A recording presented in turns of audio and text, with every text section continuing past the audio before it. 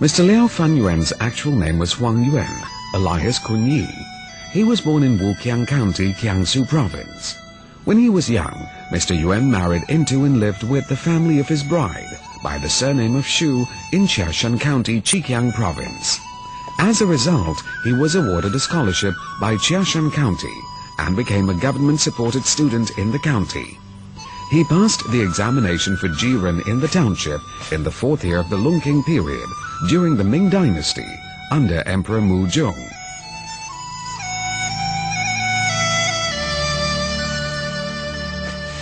When Mr. Liao Fan was a student, he liked to study everything, whether ancient or modern, whether important or otherwise. He became an expert in astrology, law, irrigation, military affairs, politics and feng shui. Mr. Liao Fan's family was not rich, yet he liked to give alms. He led a thrifty and simple life by chanting Buddhist scriptures and incantations and sitting in meditation every day. No matter how busy his public or private affairs were, he never failed to sit quietly for his meditation sessions every morning and evening. He was 100% a philanthropist.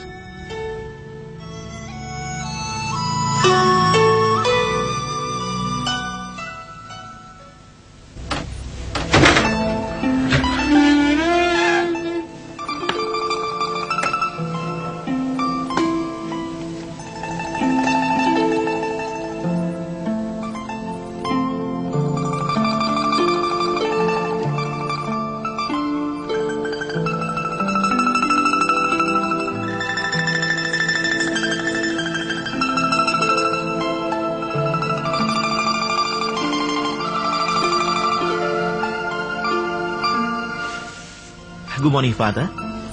Good morning, Tianji.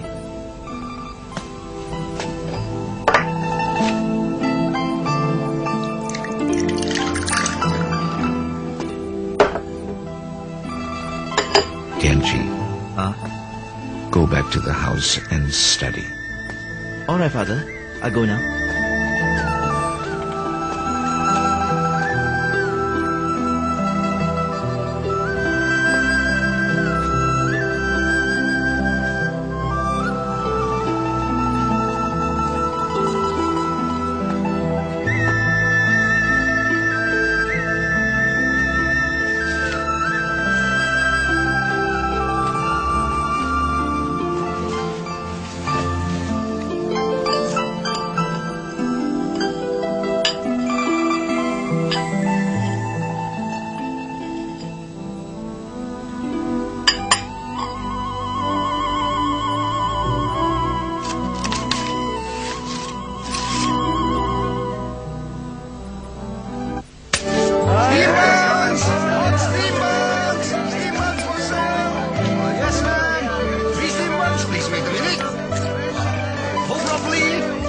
Is 2 cents. Okay, thank you. Please come again. So, steamboats, come here, come steamboats.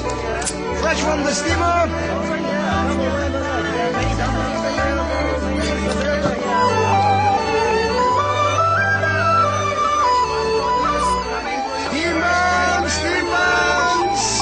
Steamboats. Uncle, how about a few steamboats, just fresh? It's a small family. Just give me 6. 6 buns! Okay, please wait a minute. Please come and buy my rare. 6 buns. Very soon, they'll be ready. Give me 2 sesame seeds cakes also. My son likes them. Okay, please, hold on a minute. Uncle, please hold carefully. 2 sesame cakes also. The price is 8 cents. Thank you. Have a nice day. Yes. Steam buns. Hot steam buns, just fresh. Steam buns. Hot steam buns. Hot steam buns. Many dumplings available, many things available.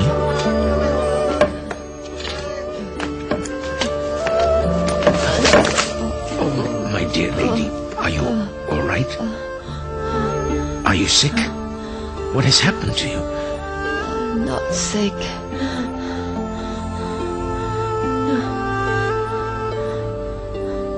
I'm just very, very hungry. Oh, dear. Why have you left your house before taking your meal?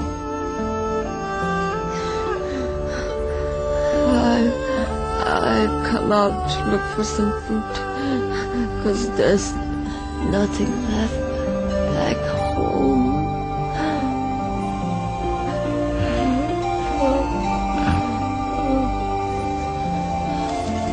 I have some steamed buns and sesame seed cakes. Please take them and eat.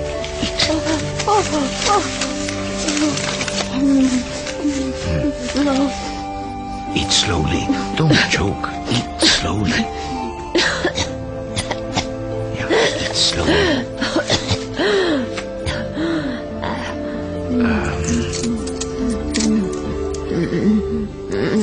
Oh, lady. It's getting cold. Take this money and buy some clothes.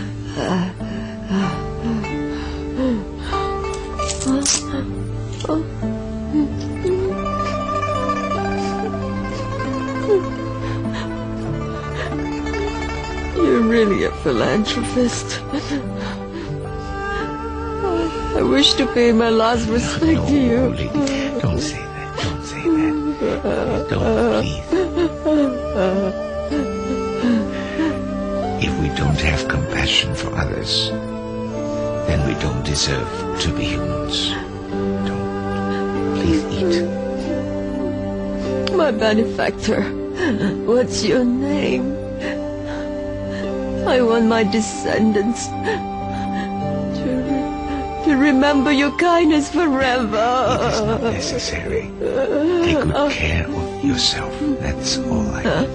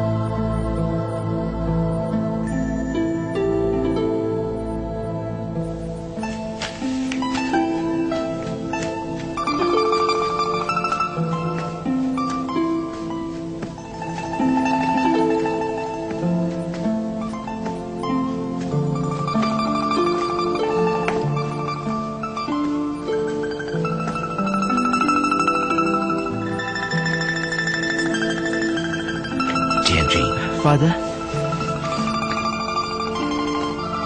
What are you doing here?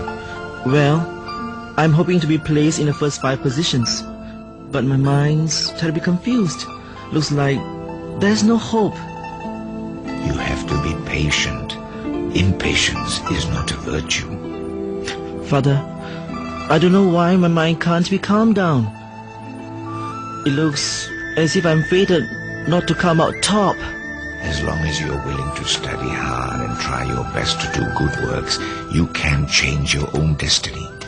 It is often said, refraining from all wrongdoing and practicing all forms of kindness brings about a reduction of distress and the coming of fortune. This is the basic principle behind creating one's destiny. Is it so? But all the people in the temples have said that our fate is predestined. How then can it be changed? This is merely the viewpoint of ordinary people. No wonder you are confused. Okay. Let me relate my own experience as an example for you, so you may understand it much better. Yes, you will understand.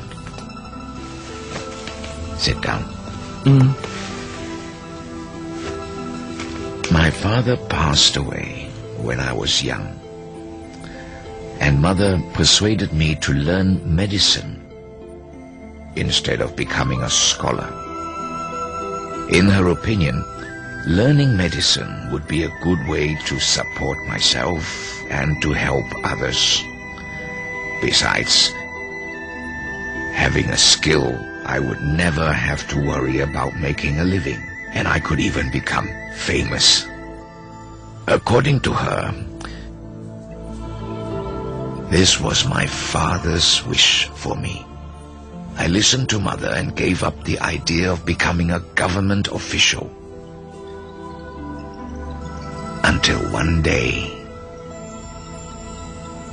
when I went to the Compassionate Cloud Temple.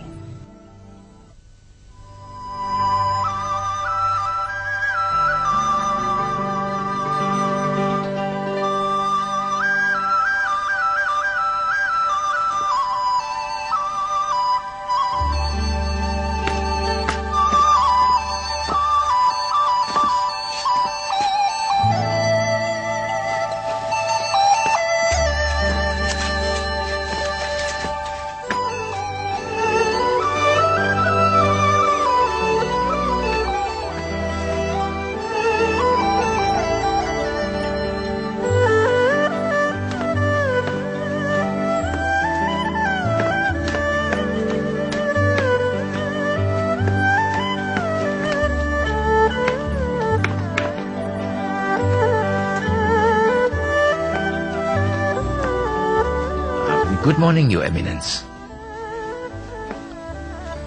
Gentlemen, from your facial appearance, you are destined to become a government official. Moreover, you will attain the rank of erudite first-level scholar next year. Why don't you study then? Oh, this is because my mother said to me. He appeared to me to be a sincere person, so I told him my reason for giving up studies to learn medicine. I also asked him about his life experience.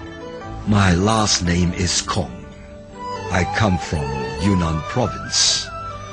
I have inherited the knowledge of Mr. Kang Xie Shao, who developed the art of prediction very well. By calculations, I am supposed to pass it on to you. Thank you. Thank you, Master. Thank you, Master. Please follow me.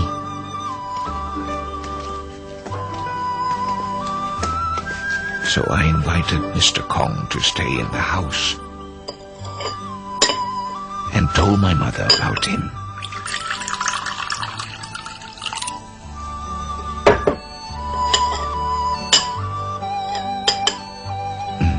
Please have some tea.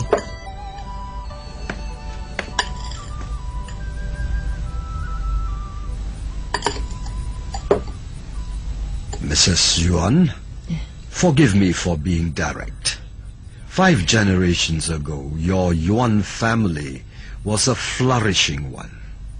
Unfortunately, after a disaster in spring 47 years ago, you were the only surviving family member in the whole clan. Moreover, your husband died at a young age.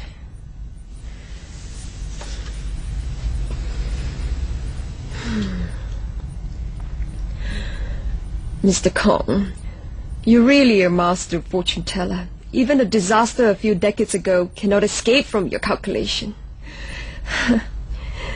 You're indeed a living immortal. You flatter me.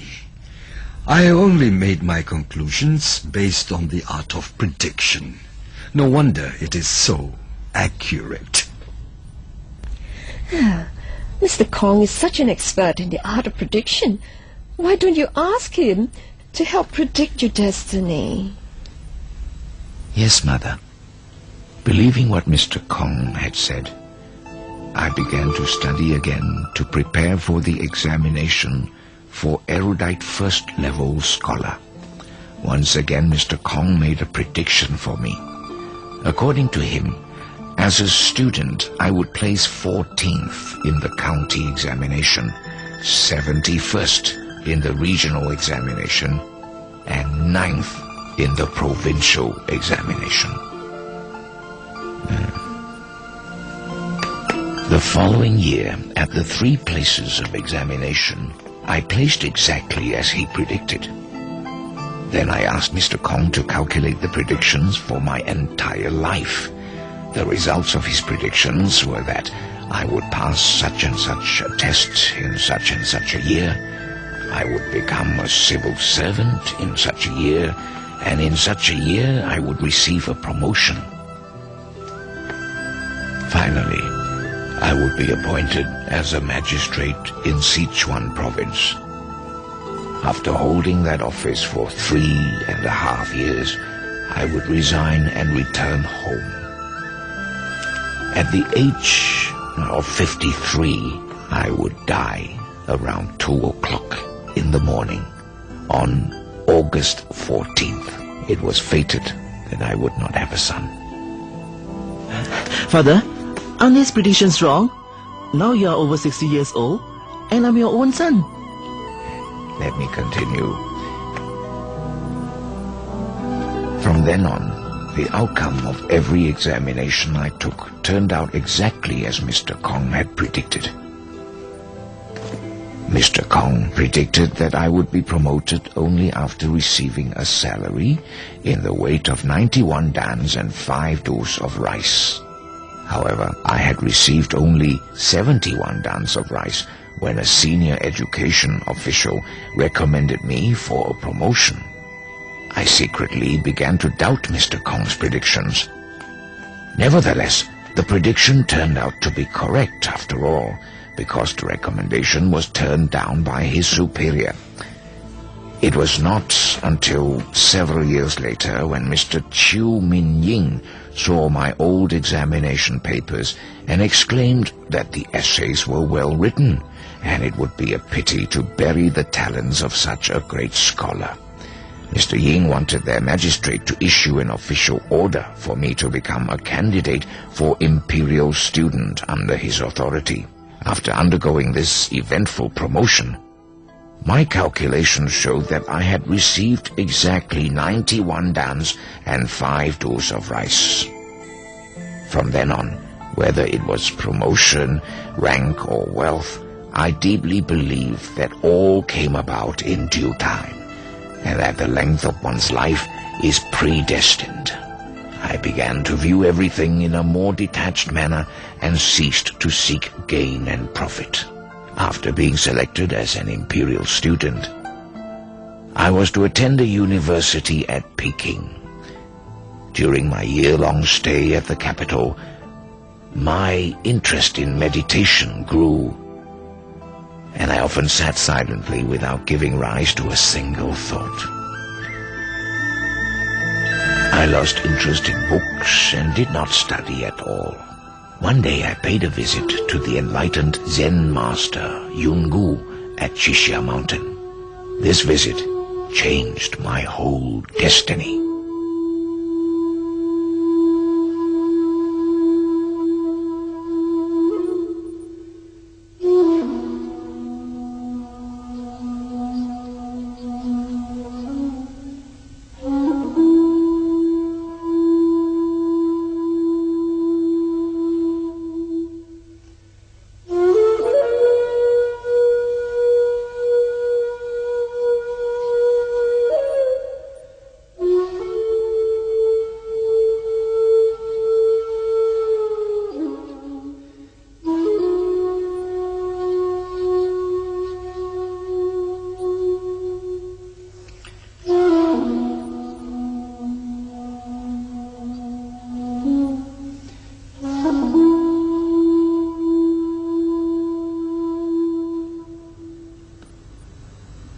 Mr. Yuan. Master. The reason why ordinary people are unable to attain sagehood is because they have too many wandering and false thoughts running through their minds. In our 3-day meditation, I have not observed the slightest wandering thought arising from you. Why is this so? Mr. Kong has clearly predicted the entire outcome of my life. The time of life, death, promotion, and failure are all predestined. There is no use or need for me to think about it. I thought you were someone of remarkable capabilities. Now I realize you are nothing but a common mundane person. Master, please explain what you meant. An average person's mind is forever occupied by wandering and imaginary thoughts. So, naturally, his life is bound by the shi of yin and yang as well as fate. We cannot deny the fact that fate exists, but only ordinary people are bound by it. Fate cannot bind those who cultivate great kindness. This is because their virtues accrued from kind acts are so great that these acts will alter their original destiny for the better. The merits accrued can actually change their destiny from suffering to happiness, poverty to prosperity, and short lives to long lives. Similarly, fate cannot bind who commit great wrongdoing. When a person's bad deeds are so great and powerful, they will cancel out the good fortune and prosperity predetermined in his original fate, and his life can be transformed from good to bad. For the past 20 years, you have lived your life according to Mr. Kong's predictions and did not do a thing to change it. Instead, you became bound by your own fate. If you are not considered an ordinary mortal, then who is? Can one escape from his fate then? We create our own fate. Good or bad fortune is also determined by ourselves. When I commit bad deeds, disasters are bound to strike. When I cultivate kindness, good fortune will naturally come my way. It says so in all the great ancient books of wisdom. In the Buddhist teachings it is written that if one wishes for and seeks wealth, position, a son, a daughter, or longevity, one can attain them. One only has to cultivate kind deeds in order to escape the control of fate.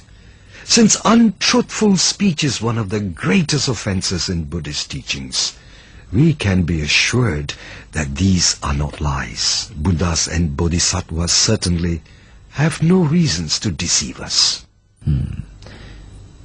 But Mencius once said, whatever is sought for can be attained. The seeking is in oneself. This refers to inner qualities such as virtue, kindness, and morality. These are all qualities we can work toward.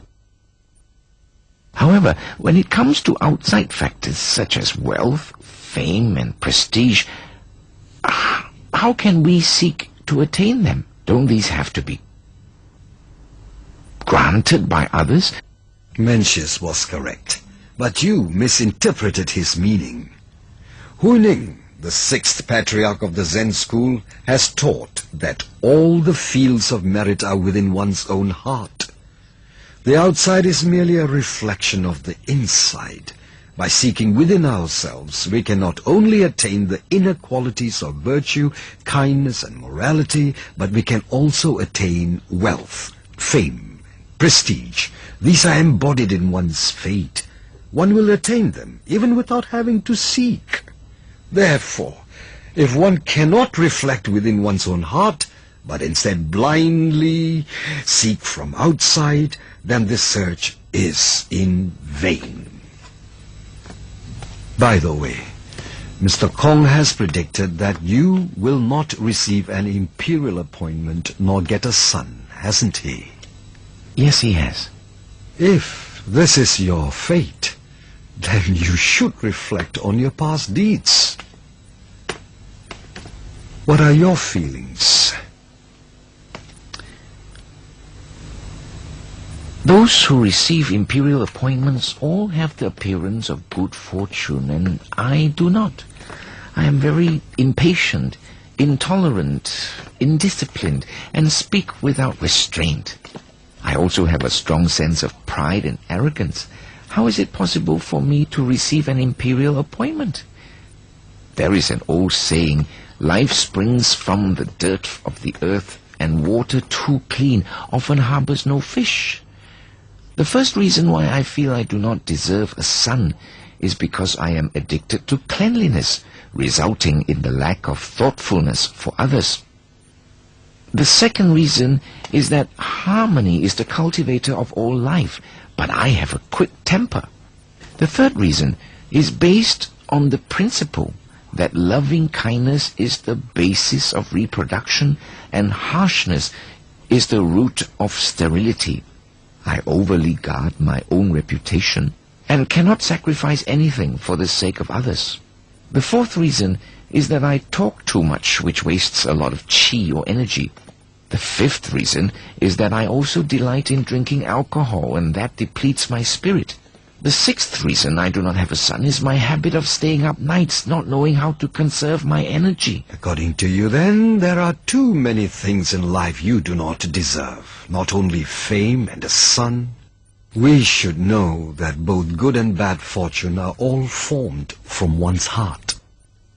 Whether a person should enjoy fortune or starve to death are only consequences of their own actions and thoughts. The heaven merely leads the happening of events according to the forces of nature and does not impose any interference. This is just like the weight of a person, depends on his own content and not that the balance is being partial. Do you understand? Similarly, bearing children depends on the kind of virtue accumulated by a person. For example, if a person has accumulated enough merit and virtue for 100 generations, then he or she will have descendants to last 100 generations. For those who have no descendants at all, it is because they may have amassed sins instead. Mr. Kong has predicted that you will not receive an imperial appointment or have a son.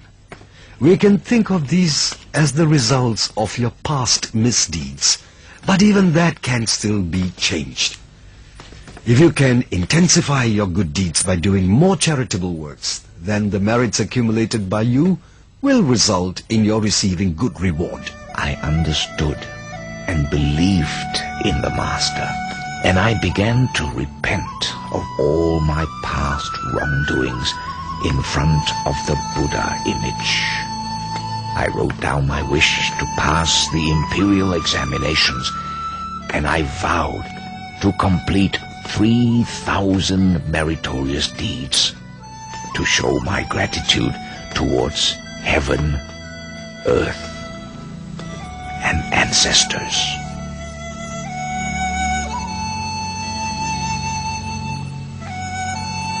Master Yungu showed me a chart, and he taught me how to keep a daily record of the kind and evil acts I committed. The kind acts, they were to be recorded at the top portion, and evil acts at the bottom of the chart. He told me that bad deeds could neutralize the merits I accrue from good deeds. The Master also taught me how to recite the Junti mantra. 准提咒，稽首皈依苏续地，头面顶礼七句之。我今称赞大准提，唯愿慈悲垂加护。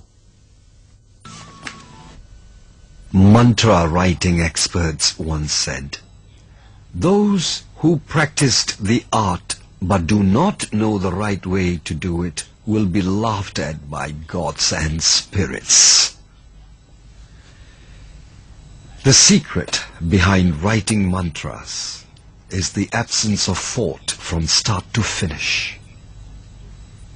In the process of writing, one must not give rise to a single improper thought. Even kind thoughts have to be let go of. Only under these circumstances can a mantra be successful.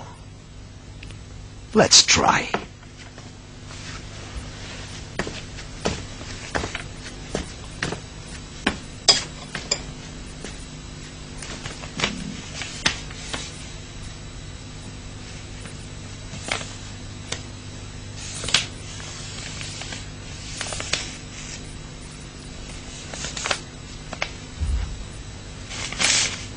When one prays or seeks something in terms of changing fate, it is important that one does it when the mind is still. In this way, wishes will be easily fulfilled.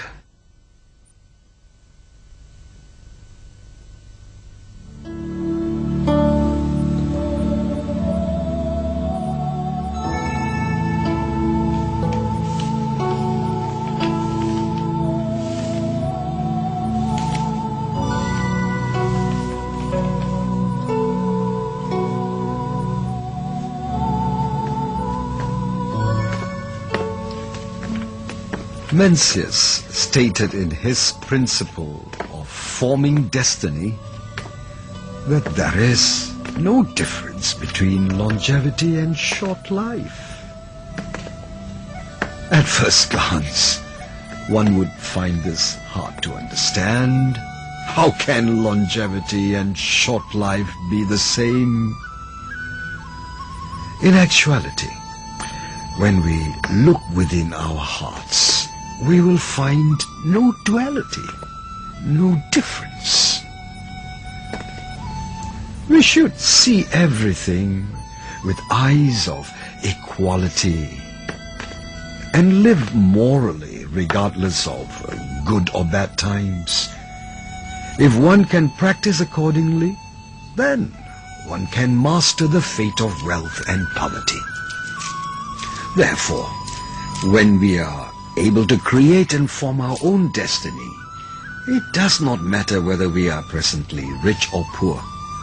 Just as a wealthy man should not become callous in his thoughts and actions because he is rich, a poor man should not resort to committing evil deeds due to his poverty. In either case, one should keep to one's place in society and be a virtuous person. The actions of worldly people usually follow their thoughts. Whatever has to be thought is not considered natural. Accomplish the state of no thought by reciting the Junti mantra continuously to overcome scattered thoughts in the mind. And when you recite, you must not think of reciting, but recite consciously and diligently without any attachment. When the reciting becomes second nature to you, it will be efficacious.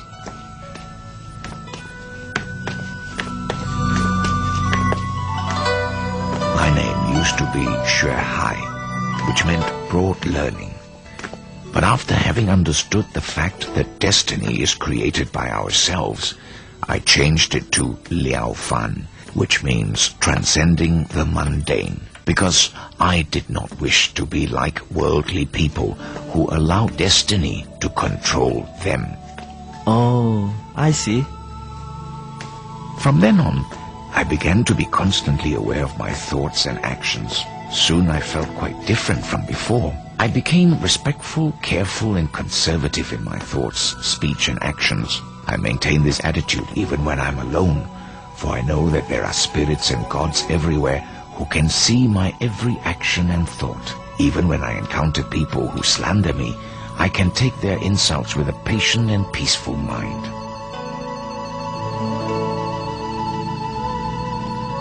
The year after I met Master Yungu, I took the preliminary imperial exam in which Mr. Kong had predicted I would come in 3rd place. Amazingly, I came in 1st. Mr. Kong's predictions were beginning to lose their accuracy. Examination, but I did. Master Yungu had said that destiny could be changed, and now I believe it more than ever. Although I had corrected a lot of my faults, I found that I could not wholeheartedly do the things I ought to do. Even if I did, it was forced and unnatural. I reflected within and found that there were still many things wrong in not being eager enough to do it, or harboring doubts when helping others in need. Sometimes I forced myself to act kindly, but my speech was still untamed and offensive. I found that I could contain myself when sober, but after a few drinks, I would lose self-discipline and act without restraint. Although I often practiced kind deeds and accumulated merits, my good deeds were offset by my faults and offenses. A lot of my time was spent vainly and without value. It took me more than 10 years to complete the 3,000 meritorious deeds I had vowed to do. I was unable to dedicate the merits from these 3,000 kind deeds at a temple until I returned to my hometown a few years later. Then I made my second wish, and that was for a son. I vowed to complete another 3,000 good deeds. 1 year later, you were born. Every time I performed a kind deed, I would record it in a book. Your mother, who could not write, would use a goose feather dipped in ink and make a red circle on the calendar for every kind deed she did. Sometimes she gave food to the poor or bought living creatures from the marketplace to free them in the wild. She recorded all these with her circles on the calendar. At times she performed more than 10 kind deeds in a single day. We continued to perform and accumulate kind deeds in this manner, and in a mere 2 years, the 3,000 deeds were completed. Once again, I made another wish in the temple, and that was to pass the next level in the imperial examination, the Jinshe level. I also vowed to complete 10,000 meritorious deeds. After 3 years, I attained my wish and passed the Jinshe level. I was made the district officer of Baodi County. While in the office, I prepared a small booklet to record my merits and faults and called it the Book of Disciplining the Mind. I told the door guard to place the booklet on my desk every morning. From that day, I recorded all my good and bad deeds in that booklet. Every evening, I would burn incense and make a report of my deeds to the heavens at a little altar in the garden. Once, your mother was concerned when she saw that I had not accumulated many merits. And she asked, "In the past, I was able to help you in your accumulation of kind deeds, and we were able to complete the 3,000 meritorious deeds. Now you have made a vow to complete 10,000 kind deeds, and there are fewer opportunities to practice them here at the government residence. How long will it be before your vow can be fulfilled?" That night, after your mother spoke the words, I had a dream.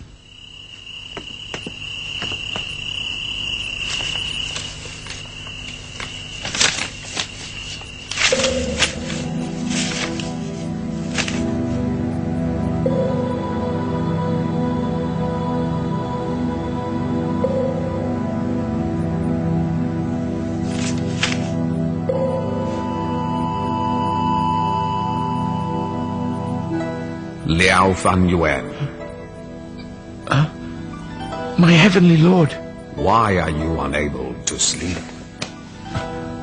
my lord, this is because I have made a vow to complete 10,000 meritorious deeds, but to date I have not achieved good results.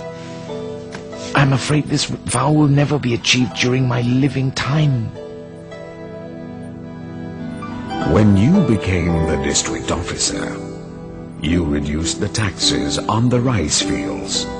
That was a great kind deed, and that deed itself was worth 10,000 merits. Your vow is already fulfilled.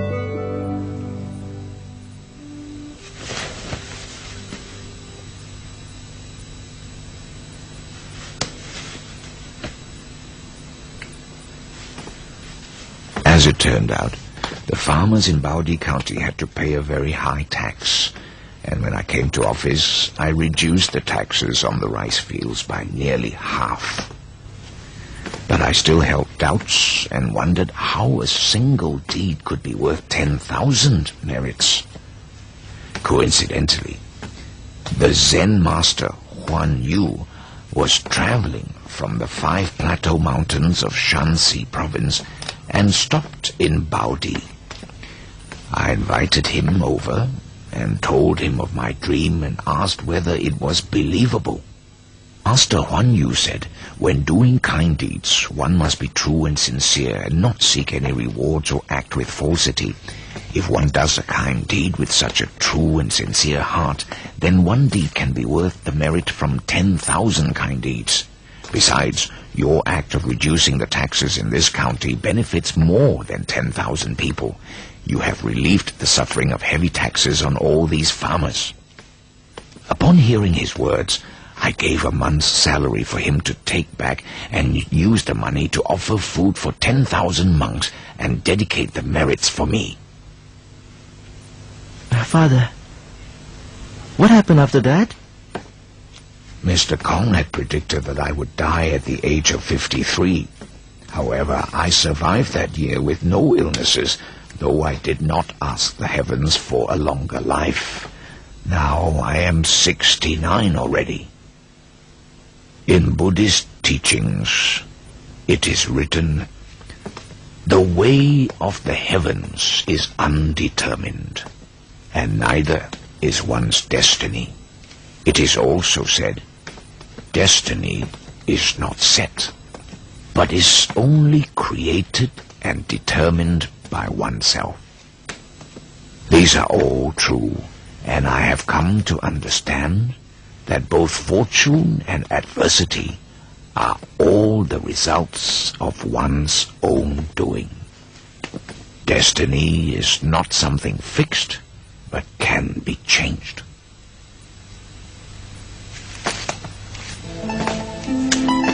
Father, I wonder how my life will be.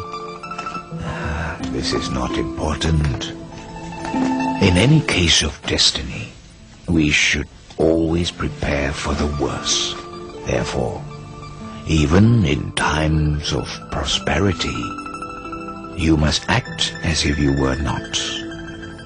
And when things are going your way, you must be mindful of adversity. When you are wealthy, be mindful of poverty. And when loved and respected by all, you must remain careful and conservative. When the family is greatly respected and revered, you must carry yourself humbly. And when your learning is broad and deep, you must not display it, but keep it humbly within. These 6 ways of contemplation just mentioned by me are a means to tackle the problem from its opposite side. If one can thus cultivate the mind, then virtue and morality will grow and fortune will increase on its own. There are many intelligent people in the world who refuse to cultivate morality and virtue and cannot put forth diligent effort in their work. Their failures later in life are owed to a single word: laziness. In short, the teachings of Master Yun Gu are truly the most worthy, profound, real, and proper teachings. And I hope that you will study them closely and practice them with all your effort. You must use your time wisely and not let it slip by in vain. Do you understand? I know, Father. Thank you for your teaching.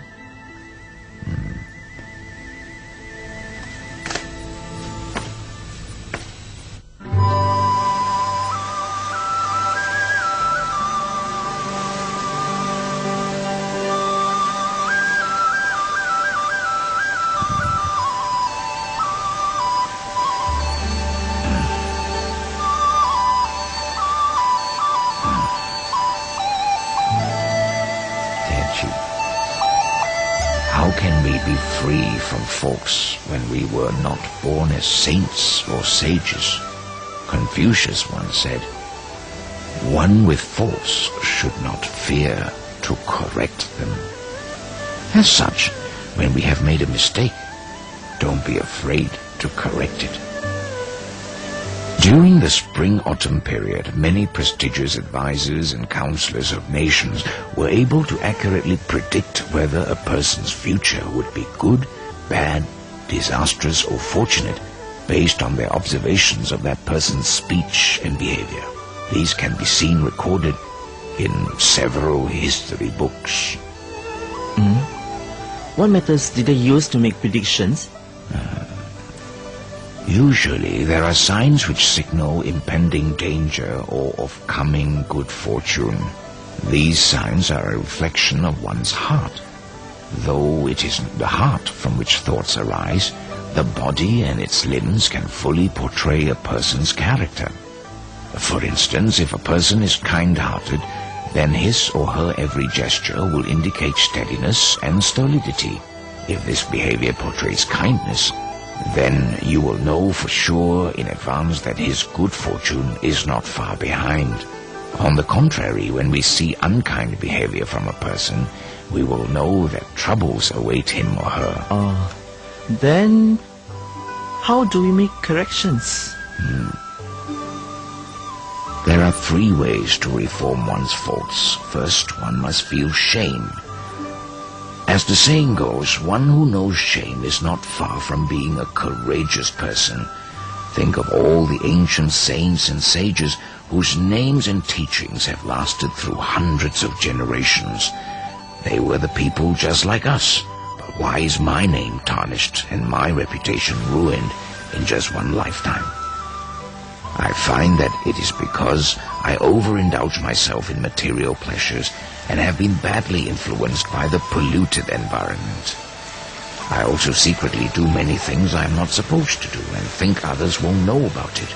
Sometimes I disregard the nation's laws and am not ashamed of it. Without realizing it, I stoop lower each day until I am no different from an animal.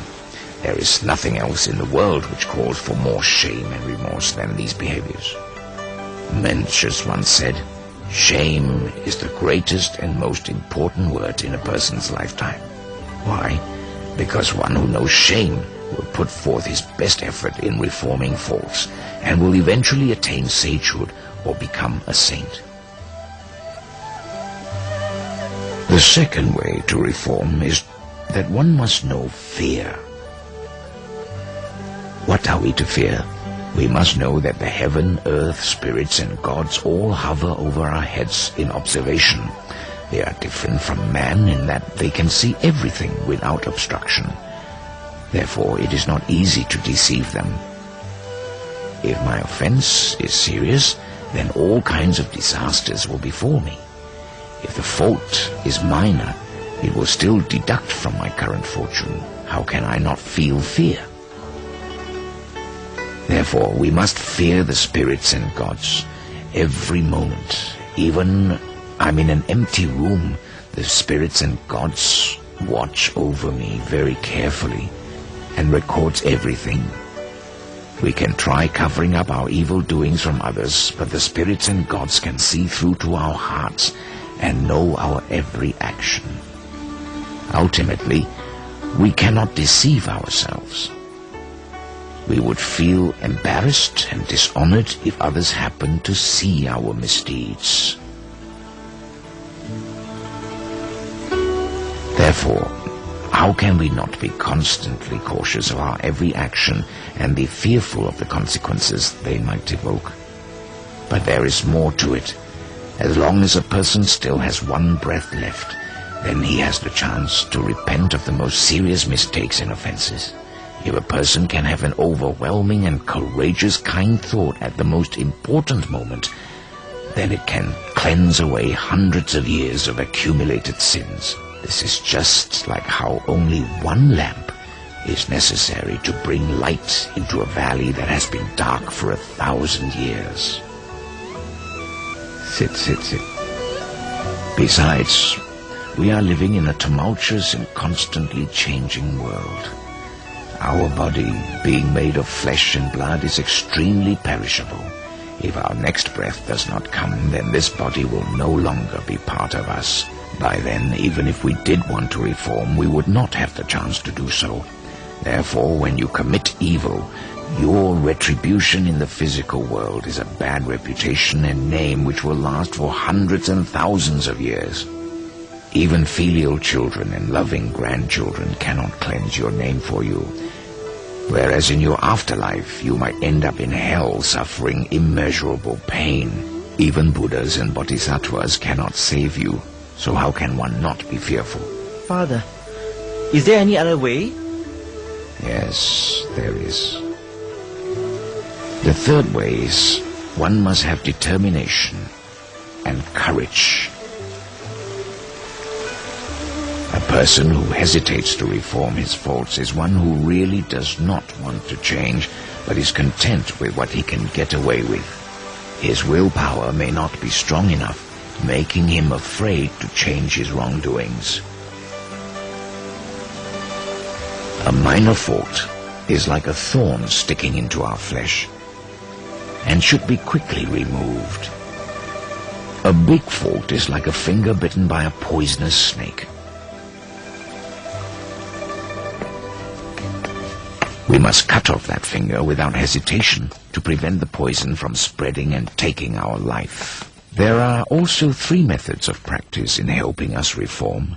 First is changing through action, second is changing through reasoning, and third is changing from the heart. Since the methods vary, so do the results of change. For example, if I killed living beings in the past, I now vow not to kill again starting today. If I was angry and yelled at others in the past, I vow not to get angry starting today. This is how a person changes through action. However, this is merely suppressing yourself not to do something, and it is difficult to achieve the objective of getting rid of your faults permanently. A more ideal method is changing through reasoning. In the case of killing animals, one can think thus: loving all living things is a virtue of heaven. All living things love life and are afraid to die. How can I be at peace with myself by taking another's life to nurture my own? We should know that the way to healthiness lies in the utilization of our energy and not delicacies. We can be nourished just as well by consuming vegetarian food. Why let your stomach become a graveyard? If you think about it, you will naturally feel sorry for these animals and be unable to swallow their flesh.